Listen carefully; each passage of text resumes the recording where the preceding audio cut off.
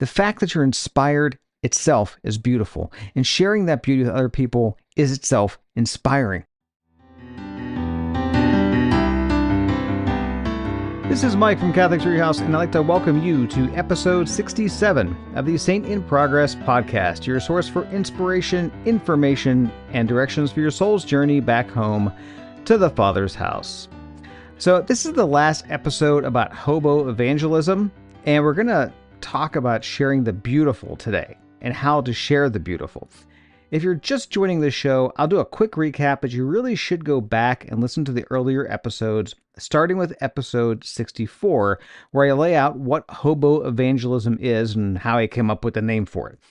The gist is this. Back in the day, hobos had a hobo code of ethics, and part of that was to help other hobos out. You see, hobos weren't bums or vagrants. They were just poor people who were willing to work and were on the road a lot, going from town to town, typically looking for job to job. In a way, our journey home to the Father's house were all a lot like hobos. So with all the new converts into the Catholic Church this past Easter, we, the hobos who are already in the hobo camp, need to bring people into the life of the church. And we do that by showing these new arrivals the true, the good, and the beautiful. So episode 64 outlined what hobo evangelism is, and episode 65 talked about sharing the true, and that was about meditation. Episode 66 talked about sharing the good. That was about imitation. And today we're going to talk about sharing the beautiful. Now, I'm not talking about art, although I am super grateful for the anti-iconoclasts who fought against the destruction of sacred art. Yes, you come to our house and you're going to see sacred art. Before you even come inside, you're going to see our statue of the Blessed Mother and the statue of St. Francis. And you're going to come in and we have crucifixes and statues and paintings and a shrine to the Sacred Heart of Jesus. Okay, shoot me. We're Catholic and we like sacred art. So the other thing is, now, if you go into a church, it's kind of the same thing, where many churches are like free art museums. Especially the older ones and the more traditional ones. And if you go over to Europe, Italy in particular, you're going to see sacred art literally everywhere. And I mean everywhere. In Italy, there are shrines on the sides of buildings just because at some point, hundreds of years ago, someone with a devotion to the Blessed Mother or the Sacred Heart or the town's patron saint decided, I'm going to put a shrine on the side of my building. Now, this is all well and good, but if you're not at home and you're not at a beautiful church and you're not walking the cobblestone streets of Florence, how are you going to show the beauty of the Catholic Church? And for that, we're going to talk about inspiration. No one does anything for very long if they're not inspired. So, like the person who suffers a major heart attack, that brush with death probably inspires them to make some lifestyle changes, right? Eat better, exercise, stop smoking, that kind of thing. But if they don't stay inspired, then chances are they're going to fall back to their old ways. Now, let's put ourselves in the hobo camp. Say there's a new guy. Let's name him Gus. And apologies for anyone named Gus out there. I don't personally know anybody named Gus. It's kind of an old-timey name, so that's why I decided to pick Gus. So anyways, Gus comes into our camp and he spent some time in prison for being a con man and a tramp. He bounced from town to town, from one con job to the next, but the time that he spent in prison inspired him to do better. He developed a work ethic there. Okay, so this is good. Welcome to the hobo camp, Gus. Here, have some hobo stew. But if he is not inspired to keep that work ethic, if we other hobos just let Gus lounge around, if we just look the other way and let Gus be Gus when he goes off and runs a con job rather than work at the brickyard, and we say, well, at least Gus is contributing to the hobo stew, you know what's going to happen? Eventually, Gus is going to fall back to his old ways. We're going to look around one day and Gus is going to be gone. Maybe to prison. Maybe to the next town. Who knows? The point is, if we don't inspire Gus to keep the hobo code of ethics, and if we don't remind Gus of why he gave up his life of a tramp in the first place, and inspire him to keep working, then Gus is a goner.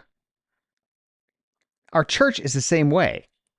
New converts, so often they come in full of love and energy for the church, but then after a while, the initial inspiration is gone.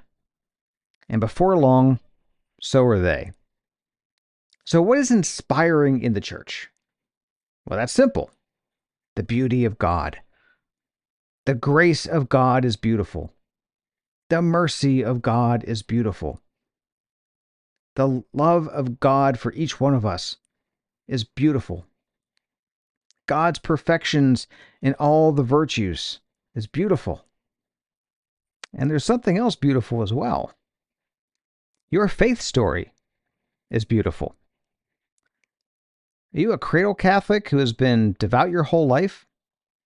Well, it's beautiful how God kept you on the straight and narrow and how He opened your heart to listen to Him and respond to His call.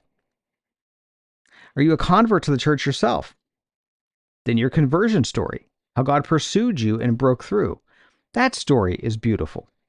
And I admit, I love conversion stories. Are you a rebound Catholic like me? Were you raised Catholic, fell away, then came back? Then the story of how God never gave up on you is beautiful. No matter the story of how you got to where you are right now, it's a beautiful story. And you, my fellow saint in progress, you have a story that is an inspiration and is fit to be shared around a fire and a bowl of hobo stew. So let me ask you another question. What inspires you now? What do you turn to keep you working on your spiritual life? I mean, the moment of conversion, whether it's a convert or a revert, or even just if you're a cradle Catholic and you never left, that moment where you all of a sudden got really on fire for your faith, it's a moment. And it's a beautiful moment. But sanctification, the road home to the Father's house, that takes a lifetime of work. And as we've talked about in many episodes, sometimes that work can be hard and long and difficult. What inspires you to keep moving? What inspires you to keep chiseling away at your defects, rooting out root sin, and addressing your predominant fault? What motivates you to get up and shake off the aches and pains and ignore the injuries from the day before and go back down to the brickyard for another day of hard labor? Let me ask again. What inspires you now? Is it a devotion to the Blessed Virgin Mary or another particular saint? Is it a Gregorian chant? Is it time in Eucharistic adoration? Singing in the choir? Other people in a men's or women's group or ministry? A particular book that you read over and over again? Is it praying the rosary? A particular podcast? A piece of sacred art that you return to gaze at and draw from? A particular passage from the Bible? Or a favorite prayer? You see, when we are inspired by something, when something inflames our hearts, there is a way that we talk about it where everyone knows our enthusiasm for the topic. And that's beautiful. Think about the enthusiasm you have when discussing your favorite sports team or hobby or restaurant or movie or band. Whatever inspires you in your faith, don't keep it secret. Be prepared to share it, just like you should be prepared to share your faith story. The fact that you're inspired itself is beautiful, and sharing that beauty with other people is itself inspiring. The final thing I want to say is this. We all have to get involved in sharing the true, the good, and the beautiful. And in particular, with those new Catholics. Maybe that involves stepping outside of your comfort zone. Maybe that means talking to strangers. Maybe that means joining some new parish group, getting more involved in ministry work. It might mean giving up a favorite TV show to attend weekly meetings. It might mean hosting something at your house and inviting everyone to bring a dish to contribute. And instead of hobo stew, you have more of a hobo buffet where everyone fills their plate and feels comfortable to share the true, the good, and the beautiful in their lives. The bottom line is that we saints in progress, We're all nothing more than spiritual hobos on the journey home to the Father's house. And as such, we all have an obligation to not just put in the work for ourselves and our own sanctification. We also have the obligation to help others in their journey home so they can avoid the dangerous places with the attack dogs and instead find the house with the bread. All right, that wraps up the 4-part series on hobo evangelism and sharing the true, the good, and the beautiful. Just a reminder that we are coming up on summer when the podcast goes on hiatus and I post written pieces instead. So unless you subscribe to Substack, you'll miss all of that. So go to catholictreehouse.substack.com and sign up there for the free email.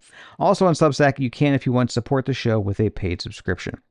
If you want to be notified of new books and other details, subscribe to the mailing list at catholictreehouse.com.